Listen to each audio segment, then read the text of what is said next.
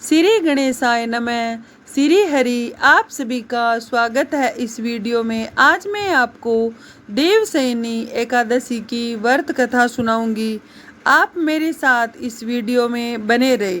प्राचीन समय की बात है, भारतवर्ष में मांधाता नाम के एक प्रतापी धर्मात्मा प्रजावत्सल राजा राज्य करते थे। वे सत्यवादी, न्यायप्रिय और भगवान श्री हरि विष्णु के परम भक्त थे। उनके राज्य में सभी लोग सुख समृद्धि धर्मपरायण थे। कोई भी व्यक्ति भूखा नहीं रहता था। समय पर वर्षा होती थी, खेतों में भरपूर अन्न उपजता था, गायें दूध देती थी और चारों ओर सुख शांति का वातावरण रहता था। किंतु एक समय ऐसा आया कि राजा मांधाता के एक राज्य में लगातार 3 वर्षों तक वर्षा नहीं हुई।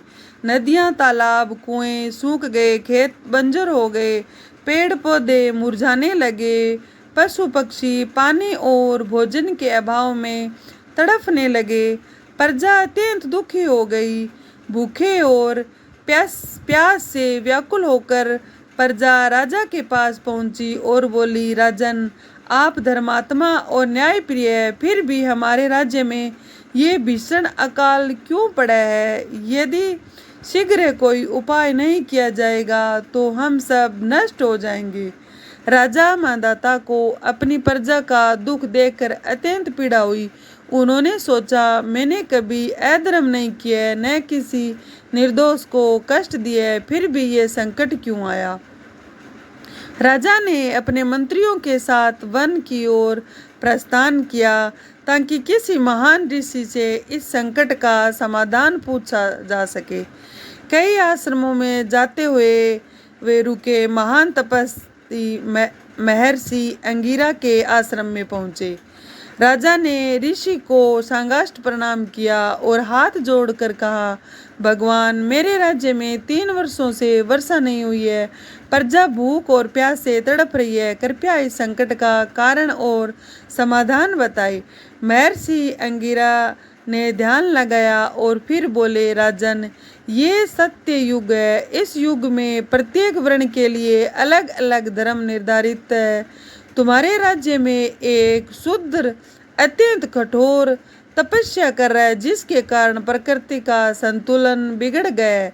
राजा ये सुनकर चिंतित हो गए। उन्होंने कहा, गुरुदेव, मैं किसी निर्दोष की हत्या नहीं कर सकता। कृपया ऐसा कोई उपाय बताएं जिससे मेरी प्रजा का कल्याण हो जाए और किसी का अहित भी ना हो।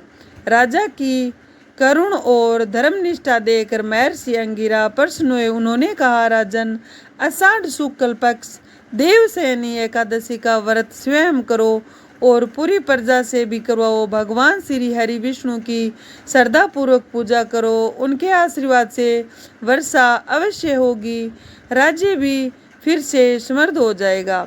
राजा मांधाता अपने राज्य लौट गए। उन्होंने नगर में घोषणा करवाई कि आषाढ़ शुक्ल एकादशी के दिन सभी लोग श्रद्धा भक्ति के साथ व्रत रखें।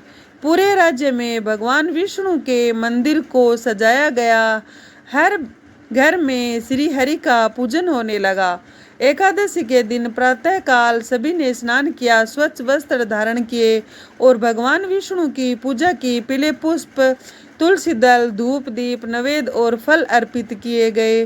पूरे दिन भगवान का नाम स्मरण, भजन, कीर्तन, विष्णु सहस्त्र नाम का पाठ हुआ। राजा मांधाता ने भी पूर्ण श्रद्धा से व्रत रखा और भगवान श्री हरि से प्रार्थना की, हे पालनहार, यदि मुझसे कोई भूल हुई हो तो क्षमा करे। मेरी प्रजा पर कृपा करे, वर्षा करे और सबका सुखमय बना दे।